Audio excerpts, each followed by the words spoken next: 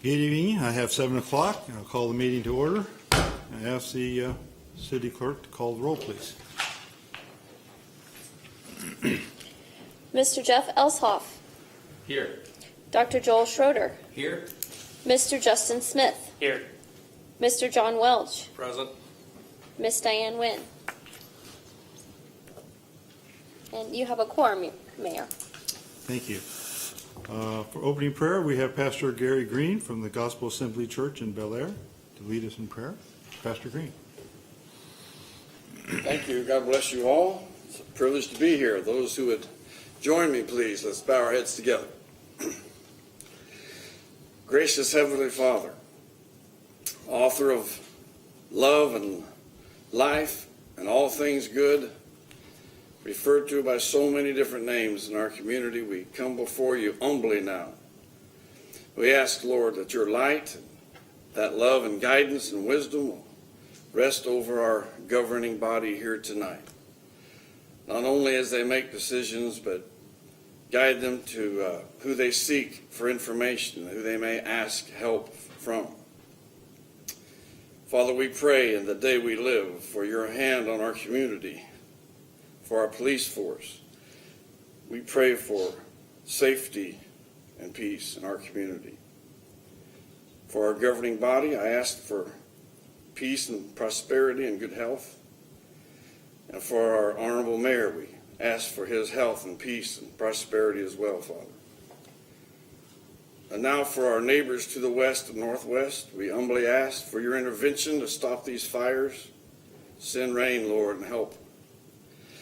For our neighbors to the south, we ask for your intervention, that loss and disaster will be lessened in these hurricanes.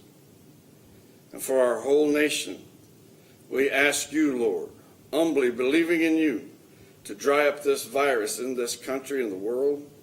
We need your intervention. We stand here now, Lord, asking for your mercy. Look upon us now with pity and help us, Lord, and guide us tonight. In your holy, sovereign, righteous name, we ask these blessings. Amen. Amen. Thank you very much. Please stand with me for the Pledge of Allegiance. I pledge allegiance to the flag of the United States of America and to the republic for which it stands, one nation, under God, indivisible, with liberty and justice for all.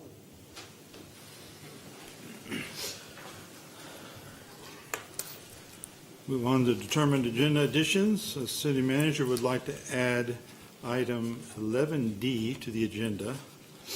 This is in relationship to issuance of GO bonds. Mr. Mayor, I'll make a motion to approve adding item D to the agenda. I'll second that. The first and second. Any discussion? Hearing none, I'll call for a vote. All in favor say aye. Aye.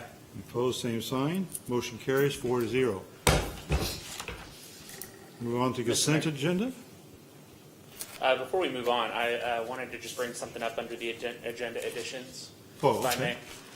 may. A few council meetings ago, we added an agenda item kind of at the last minute to appoint a new council president and Councilmember Jeff Elshoff's absence due to his health issues, and certainly appreciated that he requested that with the foresight to know that he wouldn't be able to serve in that capacity. I thought it might be appropriate to consider restoring him back to his council presidency for the rest of the year if the council would be interested in adding that to the agenda. Okay. I'm okay with it if Jeff is. Yes, I'm okay with that. Okay. So, Mr. Mayor, We will add that as item 11E. I'll make a motion to add that as item 11E. I'll second it. Give me a second to write it down.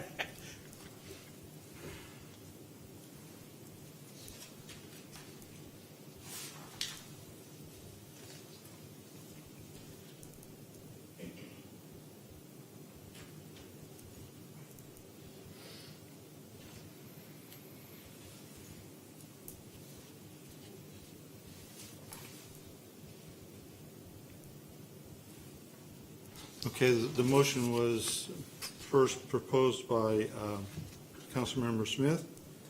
And did you second this, Mr. Yes. Welch?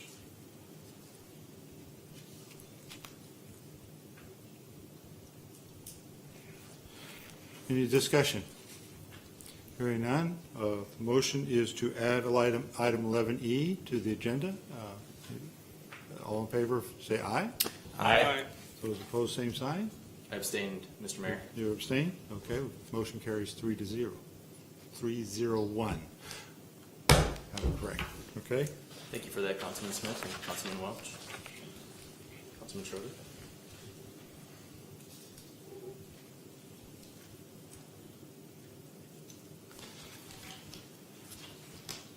Any other determined agenda additions?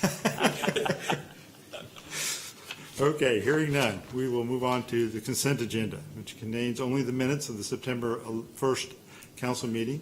Is there a motion to approve the consent agenda? Mr. Mayor, Mr. Smith, I'll move to approve the consent agenda. I'll second. first and second, any discussion?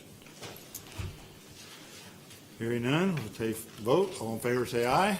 Aye. Those opposed, same sign. Motion carries 4-0.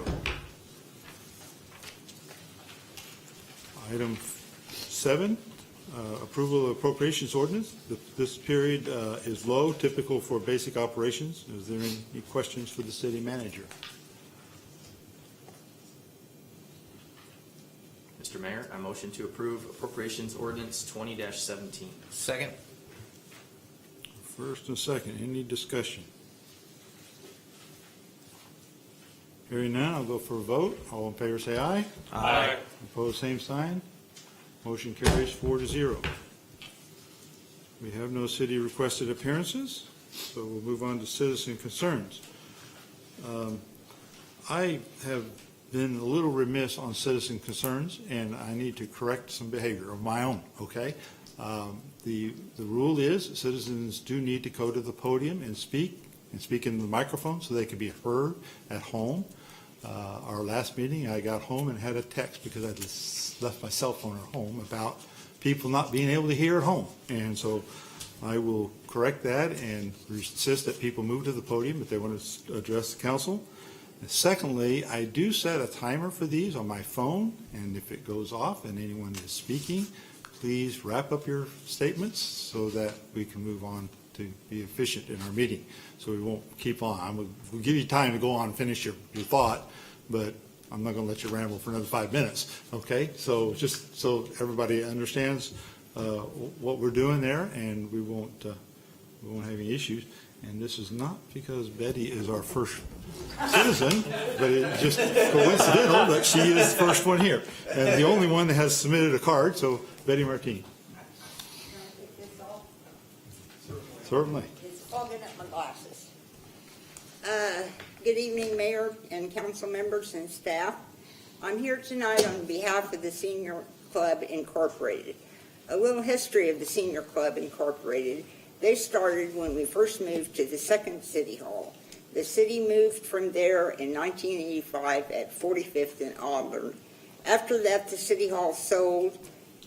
They paid the church $100 per month to continue meeting there. The Senior Club Incorporated members would come on the afternoon of the third Thursday, third week of the month, fold and stamp and label the newsletters that we sent out to every citizen in Bel Aire. They worked the information booth of Bel Aire day about 20 years. They had garage sales until we're too old. We can't have them anymore. They have a board made up of a president, secretary, treasurer, and 4 members at large. This group meets every second Tuesday of the month. Then we all meet for lunch at some restaurant. Do breakfast on the first Monday together for visiting, and on the fourth Monday, they now meet at 6 p.m. at the rec center for a covered dish, dinner, gathering, and speeches. They have a calling committee, and since this virus mess, they call everyone in the Senior Club Incorporated directory to make sure they are okay or they don't need anything. Now, without any further ado, on behalf of the Senior Club Incorporated, no, I'm not on the board. We would like to present, wait a minute, Grandma's slow, this $1,000 check to, for the park bench to be placed at Bel Aire Park by the fire station. And what they would like on the plaque is dedicated to the City of Bel Aire Senior Club Incorporated. And they would like that on the plaque. We know the benches haven't been picked yet, but with this $1,000 check, they should be pretty nice. Item number 2. Now I'd like to challenge the other committees, business clubs, or churches, schools, to give the same amount to either park, either the park here in Central Park or the little Bel Aire Park. Number 3, I'd also like the mayor and council to think about putting an electronic sign excuse me, somewhere on Woodlawn while they're going to make it a 3-lane. A good sign to look at would be the one in front of the Ketai City Hall. It has 3 lines. They use 1 line, 3 lines, and sometimes just 2. I go by there every Tuesday, and boy, is it nice to see their information of what they're going to do. With the problems we're having getting information to the public or finding where it is on Twitter, Facebook, or on the government channel, that would be much easier. I hope it's easier for the staff. They could put things like the dog tags are due, backflow systems, permits, and other information of what's going on in Bel Aire. Thank you for your time. Have a good evening. Thank you. I give this Appreciate to that. So, you. I think we'll give it to Mr. Lasher, but Mr. Lasher or Ms. Kelly, could you tell us, do we need to bring this as a motion to do this park bench, or because it's a donation, we can just do it, or what's the protocol here? The donation, you don't do anything, you just take it.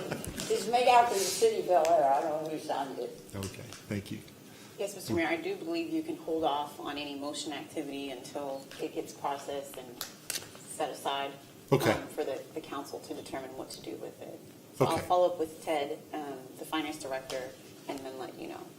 I appreciate that, thank you. What do you mean, Yeah. what to do with it? I don't mean as far as how to spend it, but Oh. how to process it and how to properly address the motion. Okay, because if they're not gonna put it in Bel Aire Park, we want the check. Yeah, I appreciate We're that. Indian Yeah. givers. Yeah, that's the given. You gave it with certain strings attached, you have a right to expect that to happen or the money back. So, yeah, so it would I just want to make sure that we follow the right rules so we don't have somebody say, hey, you didn't follow this rule and now you're in trouble, okay? So, thank you. We really appreciate the Is there contribution. anything else? I'm sorry? Is there anything else? You mean as far as questions for you?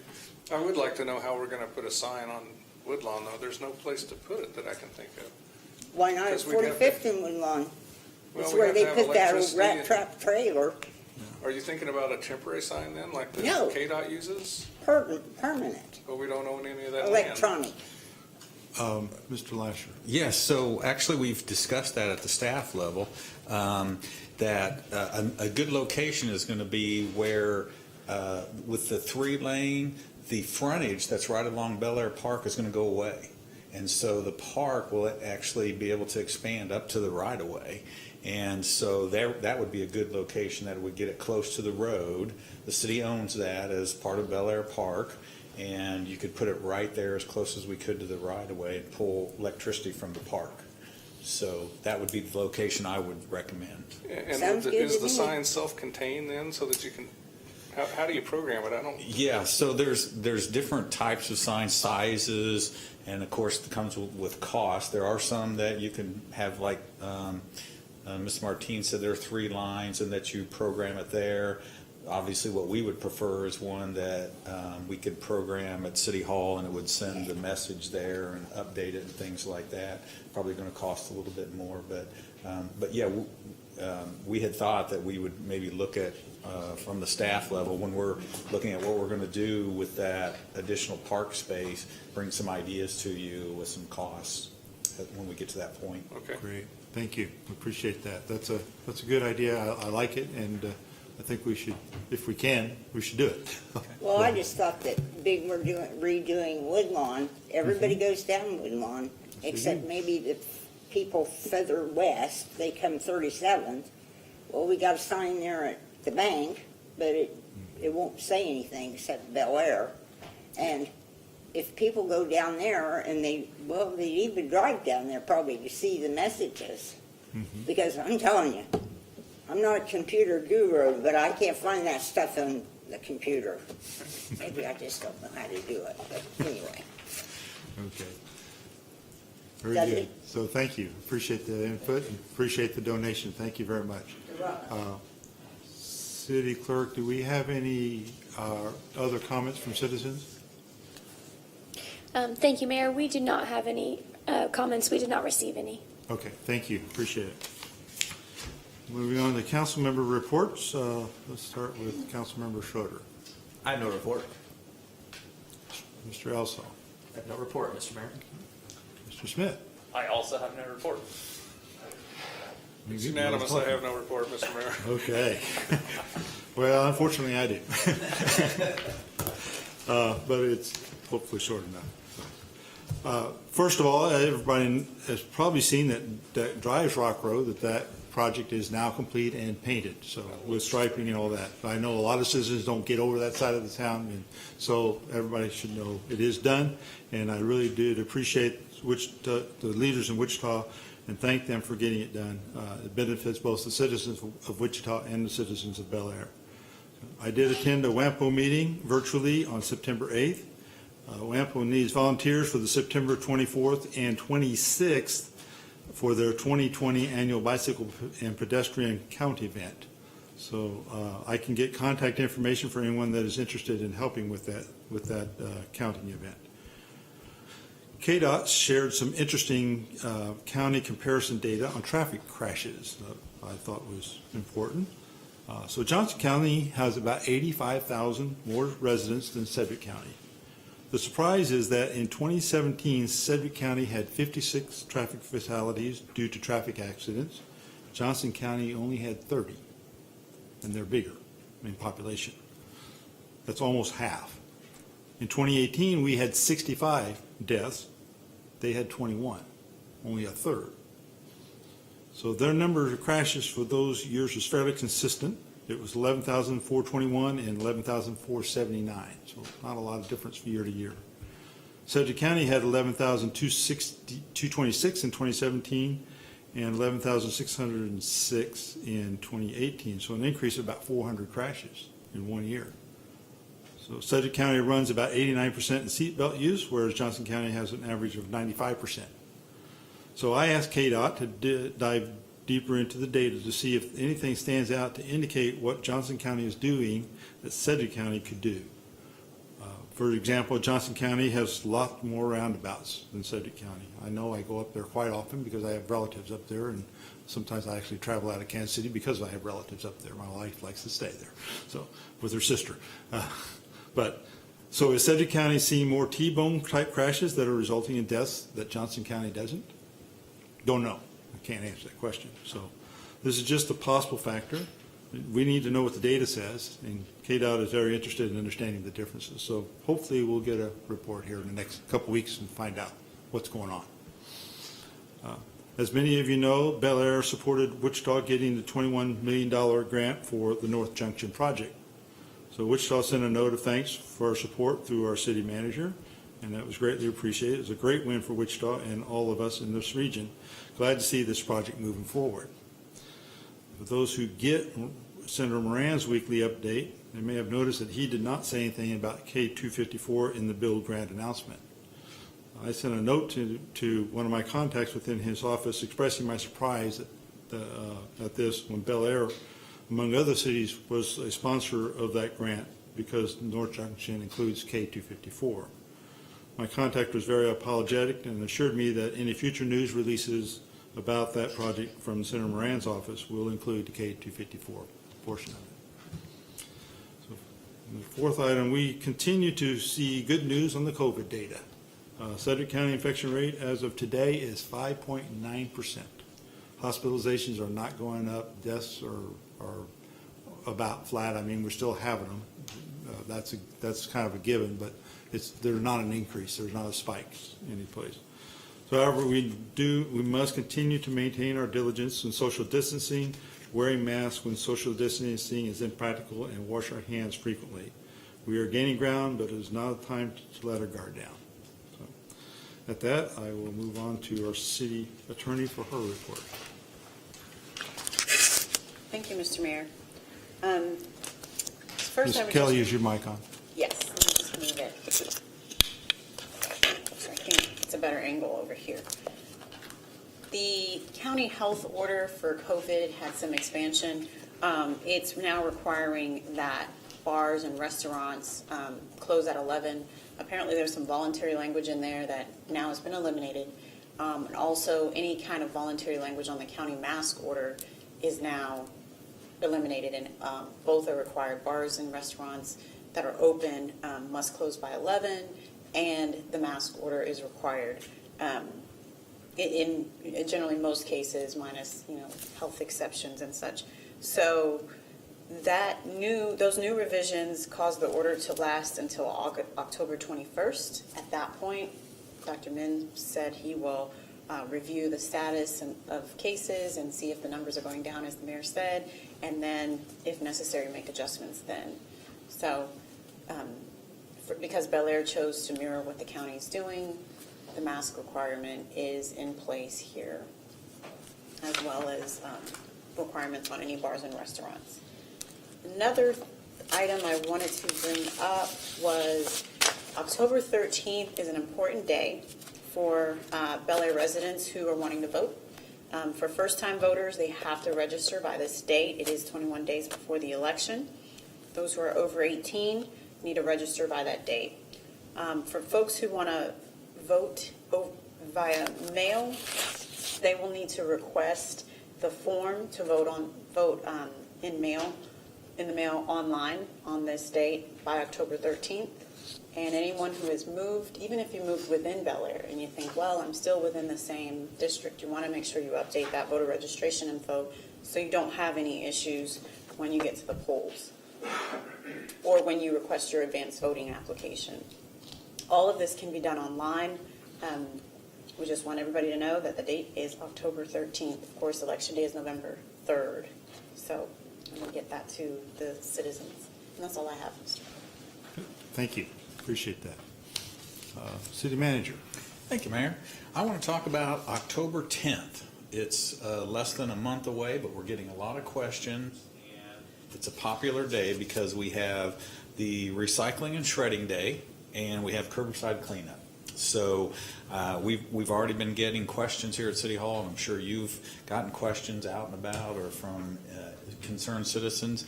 The curbside cleanup will be Saturday, October 10th. They need to have their items out by 7 a.m. at the curb. So accepted items include just general trash, furniture, bundled limbs or brush in 3-foot lengths. Of course, we have our brush side open, so if you want to take it out, but if you just have some small limbs that you want to, you can put them in 3-foot lengths, bundle them up. Mattresses, appliances, electrical items, refrigerators, freezers, air conditioners, as long as they're tagged by a technician with the paperwork that the Freon or refrigerant was removed from them. So as far as items that are not accepted, car batteries, oil filters, fluorescent light bulbs, any asbestos material, paint. Sedgwick County has a household hazardous waste site that's open daily, so people can take paint or chemicals such as that there. Hazardous liquids, again, those would be pesticides and things. Those can all go to the household hazardous waste site. Construction materials and tires. So I think that should cover, but if anybody has questions, they could give us a call at City Hall and we can clarify it for them. The other thing that's happening the same day is our electronics recycling and shredding, which will be here at City Hall from 9 a.m. to 12 p.m. in the parking lot. We'll have a document shredder on site, so people can just bring their boxes of shredding and we'll pick it up, put it in the shredding machine, take care of it right there. And then the electronic recycling, items such as microwave ovens, DVD, VCR players, cameras, camcorders, gaming consoles, computer monitors, hard drives, stereos, radios, printers, scanners, cell phones, household appliances, modems, etc. Those are all accepted free, and they recycle those and carry those off. So, like I said, it's a great thing to keep up the community and for citizens to, when they clean up their garage or whatever, to get rid of. And again, we'll have a meeting before this, but we're getting a lot of questions. When's that coming up? So that's all I had, Mayor. Thank you very much. Appreciate it. We'll move on to item 11, ordinances, resolution, and final actions. So item A is consider a development agreement with David Key and Signs, City of Bel Aire and City of Bel Aire Land Bank. So I was asked to give a little summary of this, so I have put together a little summary of what this is about, mostly for the benefit of the citizens, but for everybody.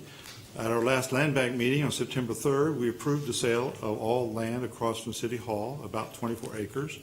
It's a great win for the city and win for the developer. The developer is planning to develop the original planned assisted living facility plus some residential and commercial. These developments will add to our tax base. The agreement requires the city and will build the park that has been discussed for many years. So here is some of the good and bad, but overall good. The sale price is about $31,250 per acre, which is the market value of the property. However, remaining specials of $788,000 are to be paid off. That's a good deal in that we will be the last payment we make on those specials when we close. Not taking this deal guarantees we will continue to pay over $130,000 a year through 2026. So this is a big win for the city. The development agreement is part of the sales contract. It creates a park development with 3 phases. Each phase has some conceptual amenities to be included in the park. Each phase is tied to comparable dollar investment so the developer needs to make.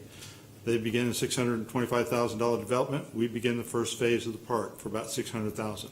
They begin an additional $400,000 development. We begin phase 2. They begin an $800,000 development. We begin phase 3 of the park. The development agreement lists specific amenities with cost estimates to be included in each of the development phases. These amenities are only conceptual. While the city has high-level design for the park, the entire property needs to be plotted, so the location and shape of the park could change dramatically. Additionally, as we approach each phase, we will have to review current wants and desires. These can change over time. Since we do not know whether the entire development will occur in 1 year or 10 years, we do not have that crystal ball to say this is what we want to do. These types of parks are important for development success. However, they need to be designed and built in concert with the developer. Otherwise, we run a big risk of limiting what the developer can build to meet the development market demand. So this sale accomplishes this important goal.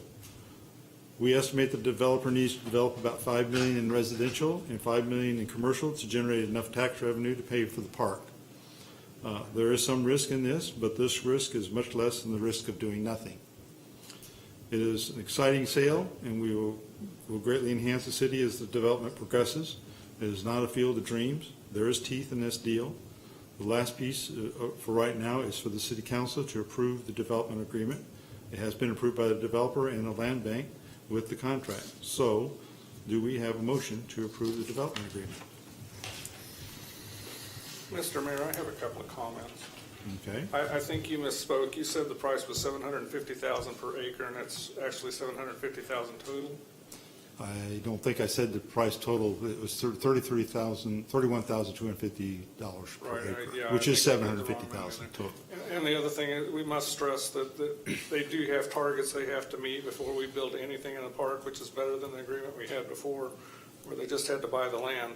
And to get to those targets, they will have to have put in roads and sewer and water and other things before they can actually build taxable real estate. So they're going to have a pretty hefty commitment to this project by the time we start building a park. That is very true. I did not say anything about that. You're absolutely right. Those utilities and infrastructure have to go in place in order to be able to build a building and support it with utilities. Yes. Thank you. Mr. Mayor, just to maybe summarize in a different way, I totally agree with your summary, and it was correct and accurate and everything, but I just kind of wanted to describe how I'm looking at it. So if we could sell this land for $750,000 and build roads, I would, but we cannot sell this for $750,000 and build roads. They would not buy it, right? So that option's on the table. So if you think, are we considering, how are we gonna, how are we spending money? Well, we have to consider what options are on the table. So we have this option to build this, to have a park and sell this land to get off all the specials. And we also, because we are going to not going to build the park all at once, but in phases as we get taxable income, to me it looks like the best case scenario is this sale and park building makes us money. The worst case scenario is we get a relatively we don't spend a ton of money compared to what we save on a park, and then I'm hoping the median income or the average income or average outcome is that we break even, which of course would be awesome because we would get a park, we'd have long-term more taxable income, it would be good for the city for a long period of time. So this seems like a really good idea. And the great thing about this is there's just so little risk that I see. So I don't think Bel Aire is in a position to build something as expensive as a park and say, well, we hope something will happen, right? Now, if we were more financially good to go, maybe we could do that and we get to enjoy our park, and if it doesn't develop for a long time, that'd be fine. But in our case, we can't take that risk. And by the way we structured this deal, we really got ourselves out of any of that kind of risk. They are going to buy the whole thing as far as land, and they are going to develop certain amounts as we build it. So it seems like a very good situation for Bel Aire, and I'm super excited that the people we're dealing with were willing to make those agreements with us and kind of grow with us as we build the park as they grow the development. So that's kind of how I see it. I know I didn't say anything that you did not, but I just kind of wanted to give my own thoughts on it and describe it my own way. Well, that's very good. I appreciate that. Yeah, it's going to be this gentleman is a developer. He does this stuff, and it's not like this is going to be his first rodeo, and it's not a part-time job for him. That's what he does for a living. Okay, so Yes, thank you. Yes, Just to add my 2 cents in, that's part of what I like about this deal is that it puts a professional developer in the driver's seat on this instead of having the city anticipate what people might want to be there in the future. And then the deal's really structured to facilitate a partnership as far as the park goes. And so overall, I think this is the best of the options that we have ever considered for this land and this type of engagement. Very good. Thank you. Yeah, Mr. Mayor, I'll just add my comments as well, and that is that a lot of the details of this agreement and this whole concept of kind of build the park as we go, tied to a developer and their construction, that all came together while I was away. And so as I've gotten up to speed and seen how this has formulated together, I've been really satisfied with it. I think it's like has been said, I think it's a good path for the city. It's coming together in a way that I think last year we never considered. We hadn't seen it before. So this is just kind of an evolution of the process and our pursuit of trying to do good things with the land that we currently have. Yeah, I'm happy with this agreement and I support it. So. I also want to put a shout out to our city manager and our city attorney. They worked a lot of hours on this deal. So it's going back and forth between us and the developer and all that. And I know that had to be very frustrating for you. We appreciate your perseverance and your dedication to make it happen. So.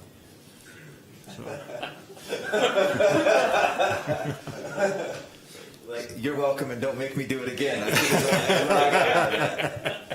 So if the public notice I have more gray hair, they know why. I can't get any more gray. So. I can lose some more though.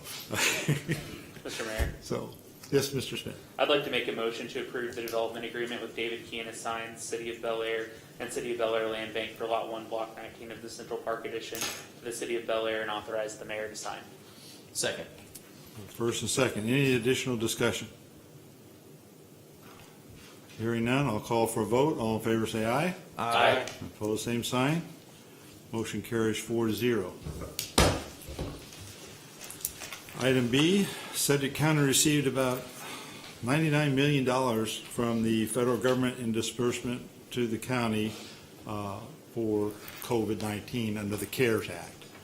The commissioners set aside $147,000 of that money for COVID-related expenses. This is to aid cities was based on population. So this agreement details reimbursement eligible, non-eligible in the process for applying for reimbursements, as well as payments from the county. So are there any questions for the city manager?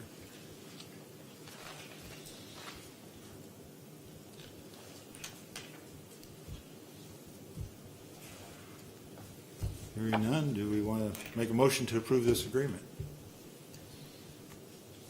Mr. Mayor, I motion to approve the subrecipient grant agreement with Sedgwick County in the amount of $147,996.64 for reimbursement of necessary expenditures incurred due to the COVID-19 emergency during the period of March 1st, 2020 through October 30th, 2020, and authorize the city manager to sign. Second. First and second, any discussion? Hearing none, I'll call for a vote. All in favor say aye. Aye. Opposed, same sign.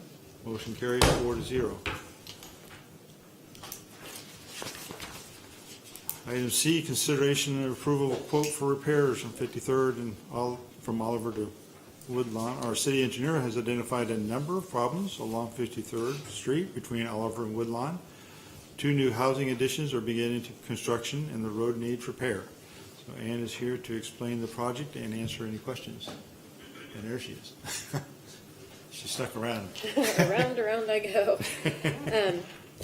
As everybody's aware, 53rd Street between Oliver and Woodlawn is an ongoing problem. I know several of you have driven it, have spouses that driven it, hear constituents that drive it. We've started making repairs with a concrete base with an asphalt top to be able to get away from the pushing of the asphalt out from under the driving surface of the street. The one problem that gives us is you have a nice hard surface and then you go to a soft surface and then you go ka-thunk, which gives us more areas that we need to repair. With all the traffic that has been going up and down that road, just in normal operations, plus we're adding additional for the development at Bristol Hollows, we've got areas that really need to be repaired. We're doing our best to maintain this road to the best of our ability. It really, really, really needs to be replaced. About $1 million plus project that we don't really have the change to get done tomorrow. So this is an ask to get the worst of the spots repaired. It will bring the road up into a reasonable condition once again until we have more issues down the road. So I'm bringing this to you for your consideration tonight. I'm hoping that this is the last one for this year, and then we can come back next year with another couple in the spring and then the fall. And that's until we can get the whole thing done. That's what we've got to do to keep it going.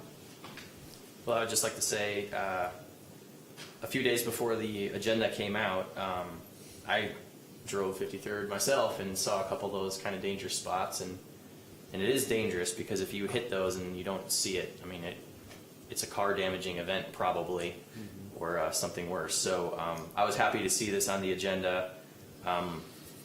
It does seem to be the case that the concrete plus asphalt solution with the reinforcement is a good way.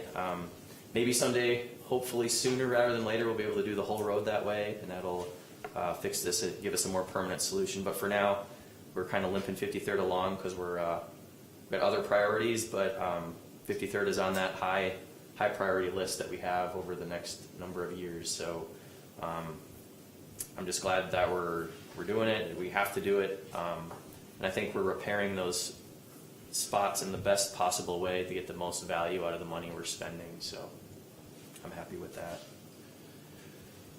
I think in the literature you talked about trying to get a quote from Kansas Paving, and they said no. Are these the two main people we would ask? Were there other options, or? Those are the two main people that have done repair projects like this in the past, yes. We have used another company before, and I don't remember the name. Very not satisfied with the results because they were not used to working on large streets like this. They were more used to working on parking lots or driveways or other smaller residential streets. We had used them in the past with good success. I believe it was 39th Street, 40, it was over in the area of Baton that heads off. It's just a very short street with like 3 houses on it. But we'd used them with great success, so we thought we'd try them on the arterial road, and it did not work at all. So I'm really kind of careful as to what contractors we ask. This also feels like one of those situations where it's expensive to be poor, right? We're going to keep throwing $30,000 or whatever into this road, and then when it really just needs to be rebuilt. So there's nothing we can do about that, but it's a frustration for sure. Is Correct. any of this chargeable to the developer? I really would hesitate to charge anything back to the developer. We know the road, we know the condition of the road. There is no other way to access that subdivision, and if we want growth in the community, you have to give them access to the subdivision. Right, I just know I thought we had some kind of agreement with them that they were liable for some damage to the road, and I didn't know if we could claim this was something they did or this was just general deterioration. This is general deterioration. It's not specific to, you can't specifically point it to a developer or a particular vehicle. Mr. Mayor, Mr. Smith? it's probably a good problem to have that it's development that maybe is contributing to the deterioration of the street. I don't like it either, but I certainly wouldn't want to pursue trying to bill any developer for something like that.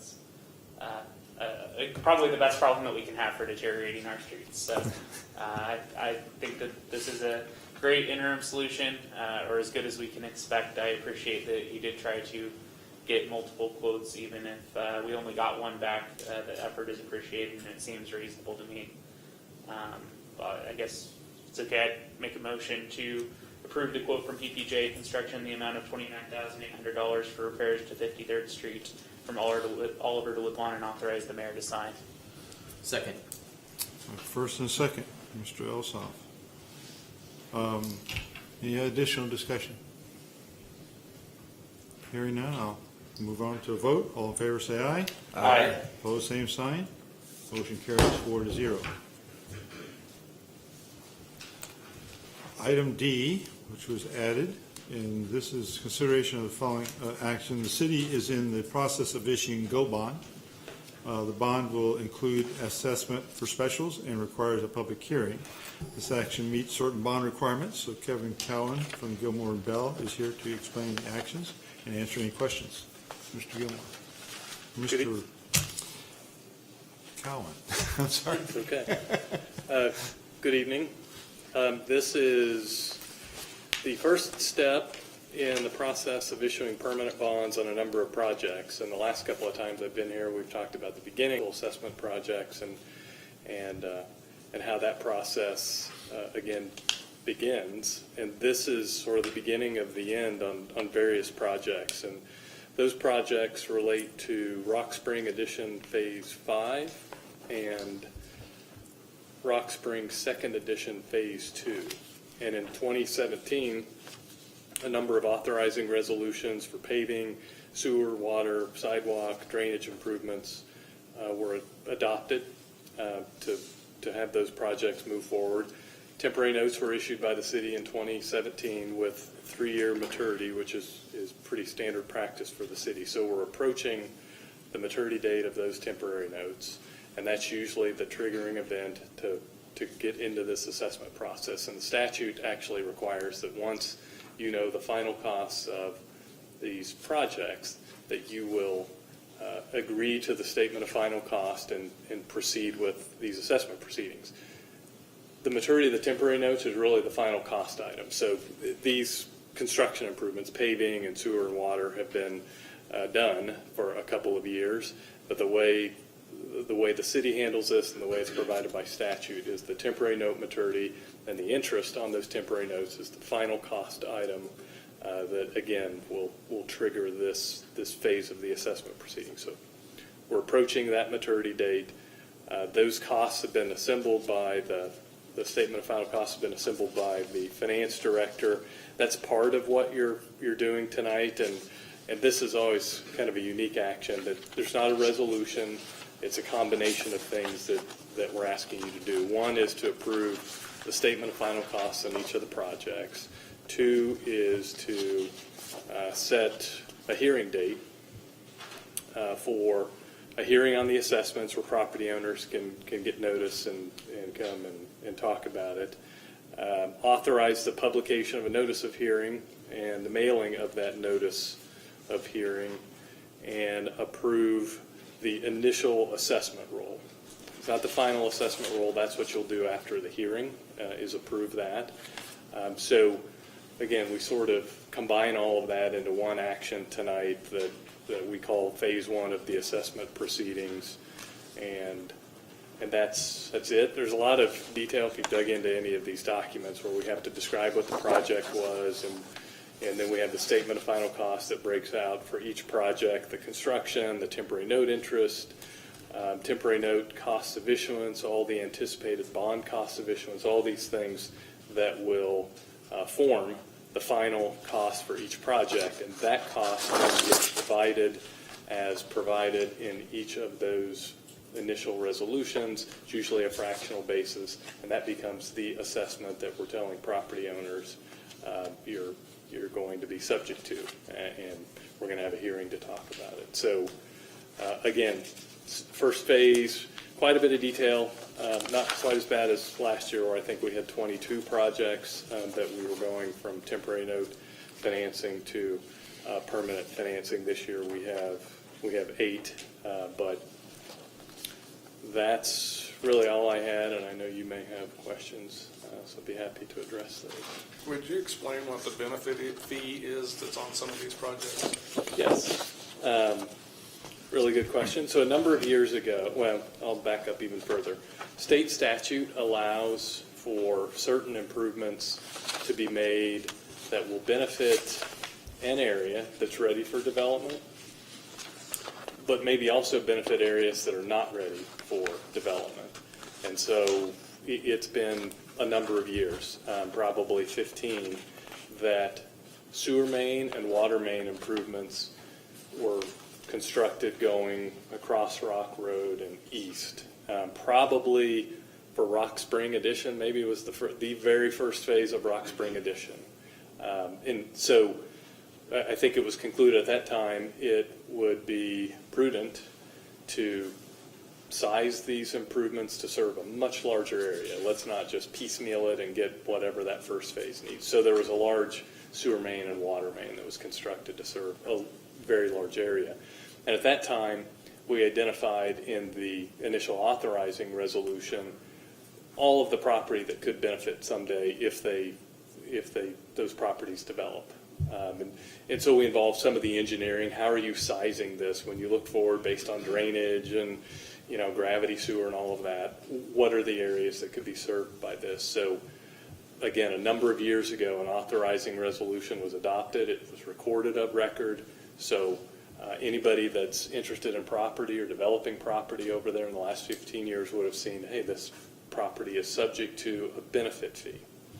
And again, it's a statutory thing that says, with the situation that I just described, where an improvement is being constructed, there's only one area that's ready to develop and would pay special assessments for it, that you can identify properties in the future that would pay a benefit fee that's in the nature of a special assessment, but they don't have to pay it until they submit, it's platted, they submit petitions for improvements, and it develops. So on each of these sort of east of Rock Road improvements, that benefit fee is going to relate to the big sewer main, and water mains that were constructed a number of years ago to serve those areas.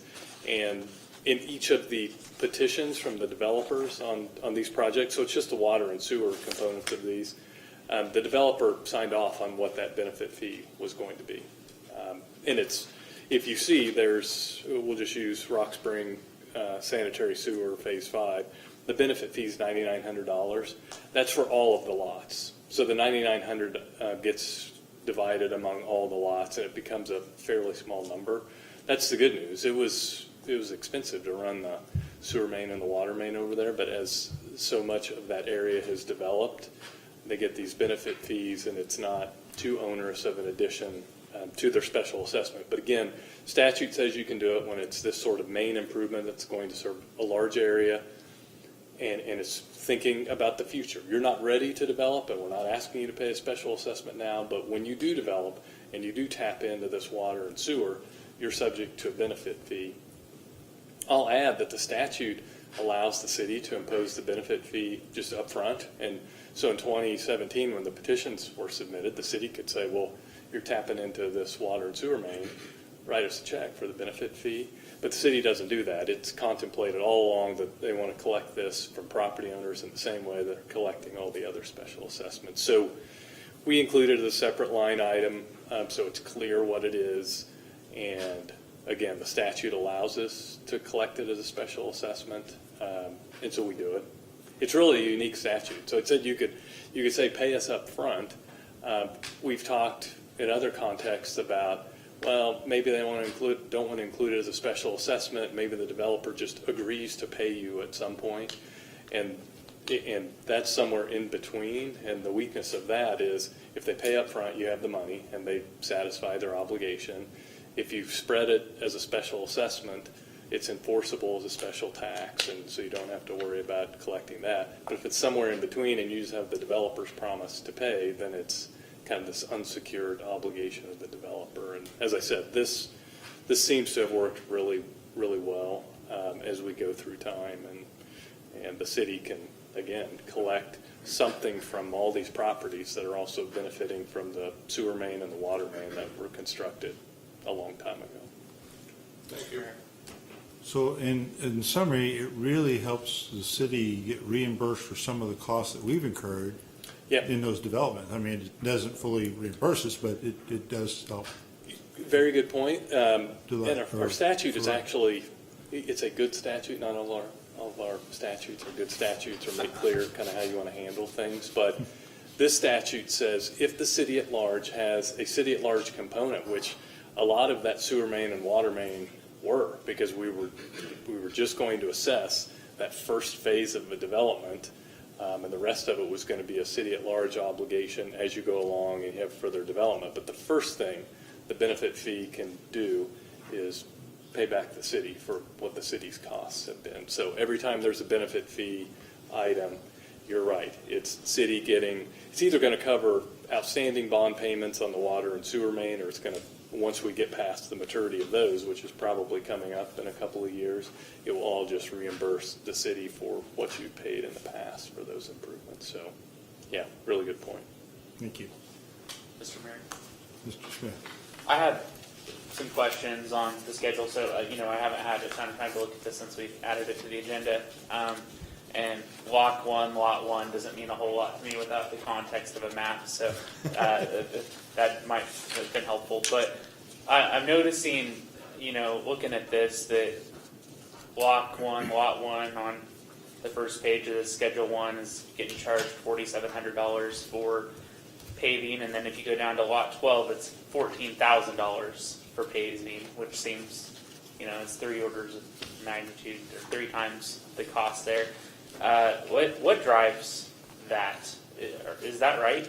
Yeah, and the city engineer may speak to this if I misspeak, but all of these assessments are driven, they don't have to be, but the way things have evolved, it's a fractional basis, and that the engineers, the developers' engineers will look at an improvement and determine who's benefiting from it primarily. And so like on paving, and I don't have a map in front of me, but I suspect that the properties paying a larger assessment maybe have frontage on whatever was paved, and the rest of them maybe don't have frontage and maybe could expect to pay a separate assessment, or maybe did pay a separate assessment for different access roads within the neighborhood. So if you're entering a neighborhood and you drive by 10 lots that all have frontage on the paved street, but then you turn to get into your cul-de-sac, you don't have frontage on it, and so you're not going to pay as much in a special assessment. And so that's what drives that sort of thing. And you do see that a little more with paving as opposed to the water and the sewer, which is Well, I guess the a little sewer is more common. confusing me as well, because I would think that everyone would have sewer, but I don't see that everyone's getting an assessment for sewer. Yeah, and that again relates to phasing, that the way some of this gets done is in a topography and drainage and gravity. Different things will play into that, but if it makes sense to build the sewer this way to serve this phase now, it may also serve the next phase, even though it's not being developed yet. And so if you can be sure that if a property is not showing a sewer assessment, that doesn't mean they're not going to pay for sewer. It probably means they've paid for it in an earlier phase because it just made sense from a design and construction standpoint. Let's build it this way now. And we know these 20 lots need it right now, but we also know it makes sense to build it this way, so the next phase will benefit from it as well. It gets, and I'm sure there are spreadsheets and lots of things that go into it, particularly from the developer and engineering standpoint, where they're both designing it in a way that is cost effective and serves the right lots, but they also want to design it in a way that by the time everything's constructed, each lot, whether it's phase 1 or phase 2 or 4 or 5, will have similar assessments for all of the paving and the sewer and the water. So that's part of the reason you get into some of the overlap as well. So if we approve item D tonight, and then through further analysis or through some public comment, one of the items is that everyone gets mailed a letter that explains their individual circumstances. Something's discovered that it's incorrect or needs to be changed. That can be done at the next step of the process. Is that correct? Yes. Okay. And in fact, we did that last year at that step in the process. I thought I remembered that. Yeah. That was an unusual circumstance, but it's really what the hearing is for, to make sure we're getting it right under the original documents. Not, I shouldn't be assessed, I'm unhappy about this assessment. It's sort of, that's done. These documents have been in place for 3 years, and it's just a question of, has everything been done correctly under the original documents that were adopted and have been recorded? And so, that may have been a first for me last year, but it was the right thing. And once we started talking about it, it was, well, no, you shouldn't be assessed for this. And so hopefully we don't have that, but that's the purpose. And that example, honestly, is why I'm looking at this a little bit closer, and why I see some lots are at 4 and some are at 14. It makes me wonder, well, gosh, is this right? I don't know. But I want to make sure that if we were to find that it wasn't right, that that is an appropriate process to change that at the next step of the process. Right. And I'll do maybe a little bit of work, and Ted Henry could probably answer some of this off the top of his head because he monitors it. But just in terms of the streets, somebody could say, well, because that street was paved 4 years ago, and those lots already had a street assessment because they have frontage on it, and these are the ones that are directly benefiting. Sometimes, and you mentioned having a map, it is useful to figure out, okay, that's where that improvement went, and it goes with those lots. But that's the idea.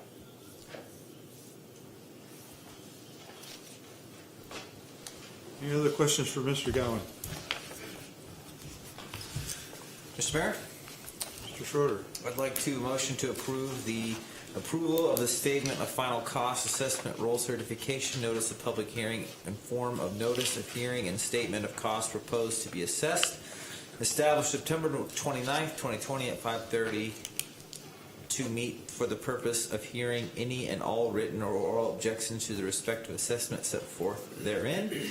Authorize the publication of the city clerk of Exhibit C in the official city newspaper not less than 10 days prior to such public meeting date. Mail Exhibit D to each and all owners of property affected by each assessment at their last known post office address in the same date as the publication of Exhibit C, and file each of said documents of record in the office of the city clerk and make the same available for the public for public inspection. I'll second. First and second, any additional discussion? Mr. Mayor, Mr. I have a concern with the 5:30 PM time. Just if we have citizens that have concerns, but they work, that might be cutting it a little close for them to get here and share those concerns with us in the evening. And typically our meetings aren't before 6:30 at night. And so I guess my question is it necessary to have that earlier than we would typically meet as a governing body? Are we expecting this to be short? Well, last No time we did this, objections, but if it turns out like last time, it ran quite a while because they had to refigure stuff. Yeah, and it was 22 projects last year as opposed to 8. I would hope that it's shorter than last year. And I should have mentioned this earlier, and you all may have discussed it at a work session or something, but that's a special meeting date, and by having it on that date, it's going to allow us to not have a bond sale on November 3rd, the election day, which probably would be fine, but there's a lot of stuff going on, and so if we can avoid that either before or after, that allowed us to do that. So, And just to be clear, my concern was only with the time, Right. not with the date. So. And Mr. Mayor, the time was actually at my suggestion, and the only reason is personally, all of us sitting up here gets to be long days, and when we have every week we're having a meeting, and so that was the only reason I thought that 5:30 had still allowed people to get home by 5, but it was kind of a personal decision too to allow us to get home a little earlier, and that's the only reason 5:30. But if you would prefer a different time, I think we can change that, can't we? yeah, we submitted the form of the notice already to be published just to take advantage of timing and try to get it in this week. But I think the newspaper's always good. If that's the only thing that's changing, we're not changing 3 8.5 by 11 pages. It's 4 characters. I think we can get that done. I'm looking at the newspaper. It's worked in the past, so if it doesn't, we could probably make sure that what gets mailed would have a different time and make sure that somebody's here at 5:30. So if people show up, we can tell them, well, things change. It's going to be at 6 or whatever the case is. And so there might be some confusion, but people would still have the opportunity if they're here. Well, what I'm thinking, and I asked about the shortness, if we think it's unlikely we're going to have what happened the last time, and it's going to be quite short, then do we really want to do it in the middle of the evening and kind of make people go home and come back as far as staff or whatnot? Because I kind of understand that concern and don't see a need to just cut a half hour out in the kind of the middle of the evening if we don't think that's going to be needed. So I can see what Councilman Smith's saying, but if we don't feel like what happened last time is very likely, it's going to be a fairly short meeting. I don't think it's a huge concern to have it at 5:30, but I'm open to whatever. What time were you thinking, Justin? Well, it's just something that stood out to me. Typically when we have a workshop or a council meeting, it's either at 6:30 or 7, and that's pretty intentional to make sure that it's accessible to the public. And if the purpose of this is for it to be a public hearing, I'll be honest, that'll be probably more inconvenient for me. I know it'll be more inconvenient for staff, but I want to make sure that we're satisfying the purpose of it by making sure it's accessible to the public. So I'm not going to die on that hill, but it's just something that I wanted to make sure we were discussing. we have a motion on the floor and it includes a 5:30 meeting, so I think that procedurally, we either have to withdraw and replace that motion or amend the motion, I guess maybe is another option we could do, if the motion maker wants to make the amendment. I guess I'd be. I would like to get our city attorney's clarification, make sure that we're following the right procedure here. Correct. So, Mr. Mayor, right now you have a motion on the floor. You've had some discussion about changing the time, but no one has proposed a substitute motion or offered to amend their own motion. So as of now, those are still options, but right now you have an active motion on the floor that sounds like discussion is going towards either going towards leaving the motion as is, or offering a substitute motion, or just voting on the motion. Mr. Smith seems to be the only one that's objecting, so what time do you want to change it to? Or are you going to be good with 5:30 even though you... I can be good with 5:30. It's fine with me. I just thought that we should discuss that and make sure that we were being intentional about having it at a different time than we would typically meet. Yeah, I see your point, but it makes no difference to me what time it is, so as long as most people can get here.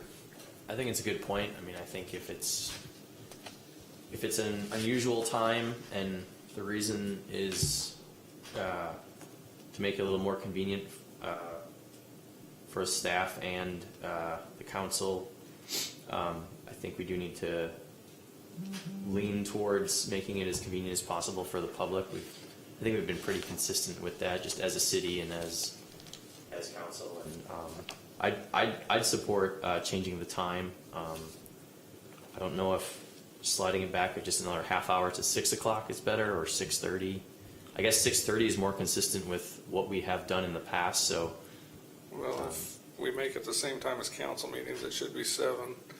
Only the workshops are at 6:30. right. And this is a formal procedure, so I think if we're going to change it, we ought to go to 7. I'm sorry for interrupting. But No, fair enough. I'd be okay with that.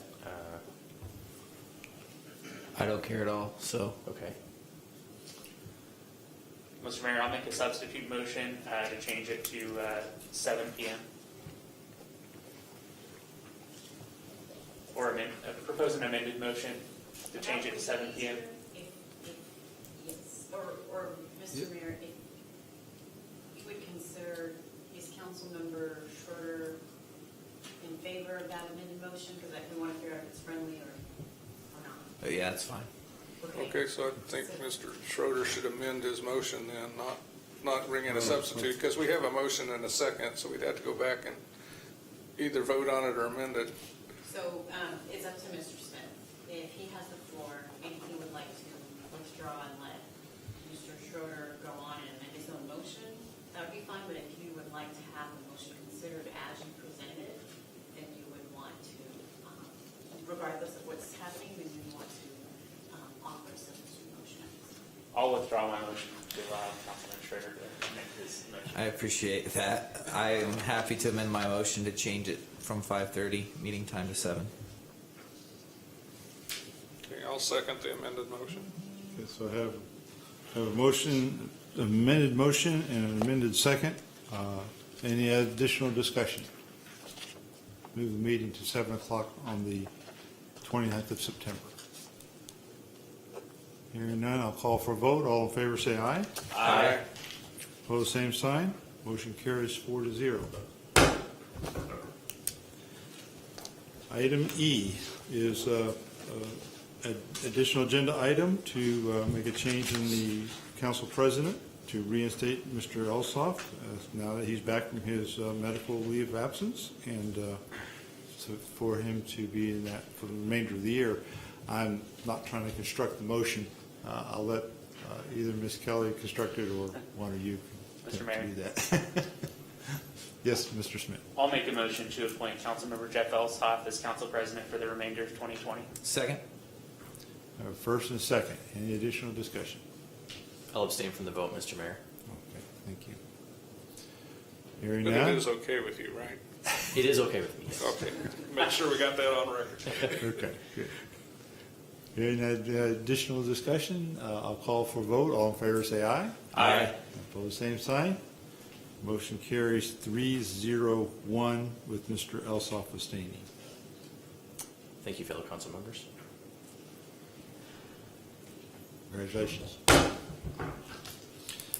We would like to have a 15-minute executive session for attorney-client consultation.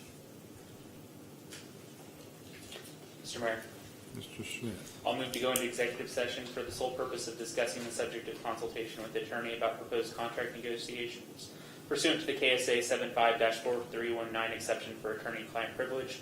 Invite the city manager and city attorney. The meeting will be for a period of 15 minutes, and the open meeting will resume in city council chambers at 8:25 p.m. I'll second. First and second, any discussion? Hearing none, I'll call for a vote. All in favor say aye.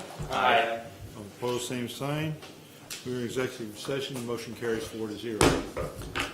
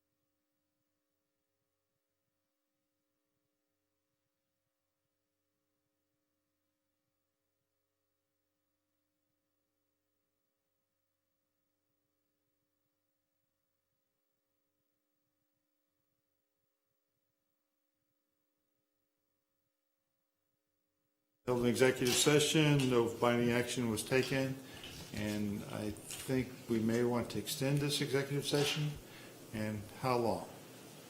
So I need somebody to make a motion. Unless, now Jeff has questions or whatnot, maybe just 10 minutes or is 5 now? 5 minutes is I'll make a motion to go into executive session for the sole purpose of discussing the subject of consultation with attorney about proposed contract negotiations pursuant to KSA 75-4319, exception for attorney-client privilege, invite the city manager and city attorney. The meeting will be for a period of 5 minutes, and the open meeting will resume at 8:31 p.m. Second. First is the second, Mr. Smith. Thank you. Any discussion? We'll call for a vote. All in favor, say aye. Aye. Opposed, same sign. Motion carries 4-0. We are in executive session.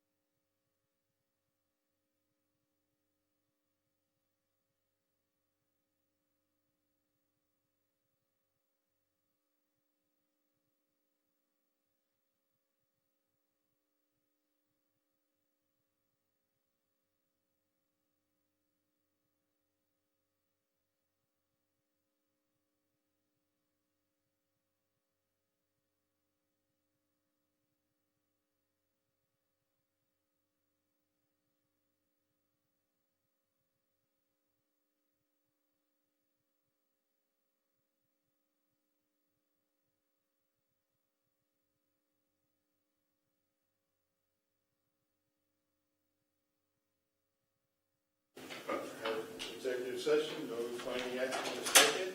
Meeting is back in order. Item 13, discussion of future issues. So we have due to the extra week in September, a bond issue scheduled. We need to hold a special council meeting for the purpose of the public hearing. I think everybody knows about this. We approved that at 7 p.m. on September 29th. And this allows the bond sale to stay on schedule. So hopefully we can get a quorum that evening. My schedule did change at the end, surprise, surprise, so I'll be able to make that. So, good. Any other items that we need to discuss? Not on the agenda, so they had to be added to the agenda, we need to do that. Mr. Mayor, I'll motion to adjourn. Second. Motion adjourned, and second. Any discussion? Hearing none, I'll call for a vote. All in favor, say aye. Aye. Aye.